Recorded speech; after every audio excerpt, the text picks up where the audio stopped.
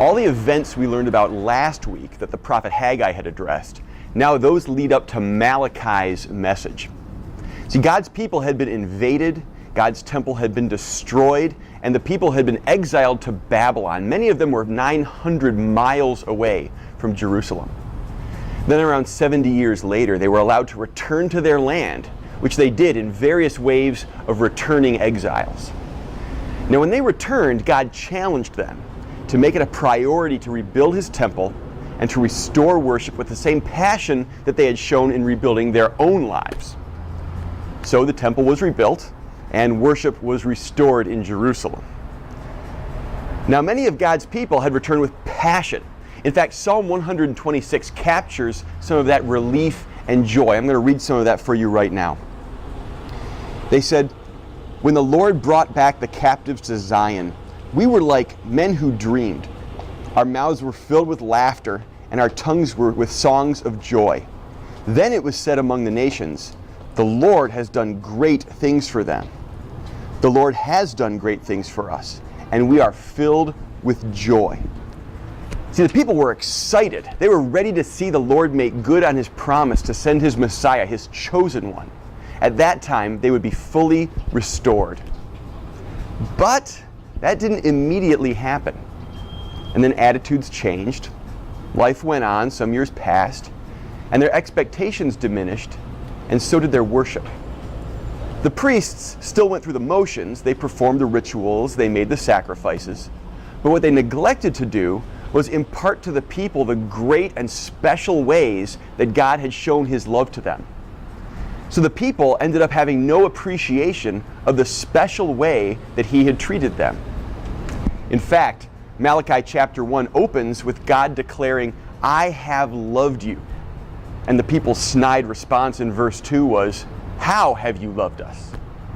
So this is the setting in which God delivers his message through Malachi, whose name literally means "my messenger." So pause the video right now and talk about those first questions in your study guide.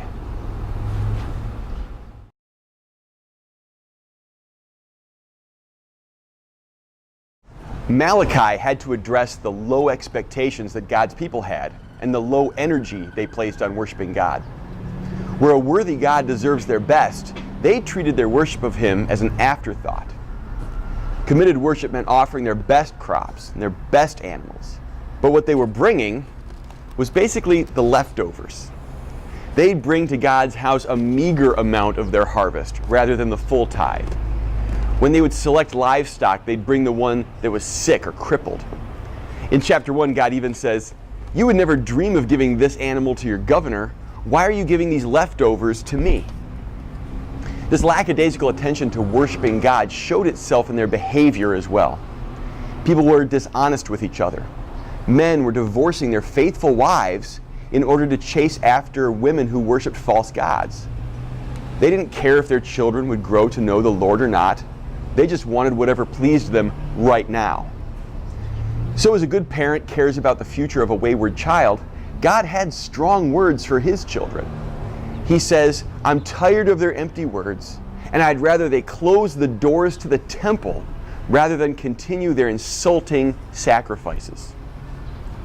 Now, God is not greedy or capricious. His desire was to prepare his people for the coming of Jesus. In Malachi, we see that God works through meaningful worship, committed hearts, and faithful families to prepare his people. With that in mind, pause the video and discuss those next questions.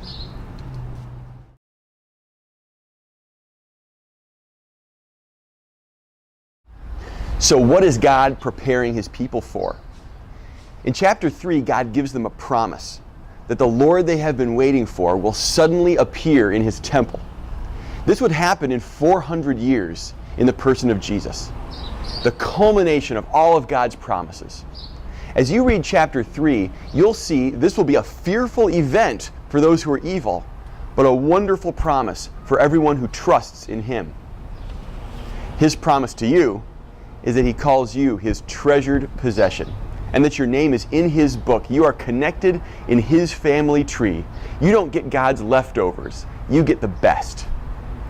In addition to your study guide discussion, you can also look at Jesus' visit to the temple in John chapter 2, showing how seriously he takes the worship of God and how he treats the misuse of God's house. And also take a look at Revelation 21, verses 1 through 8, which has wonderful words of promise and comfort for when that final day of the Lord comes. At that time, we will see him face to face, and we will experience the full joy of his presence with us.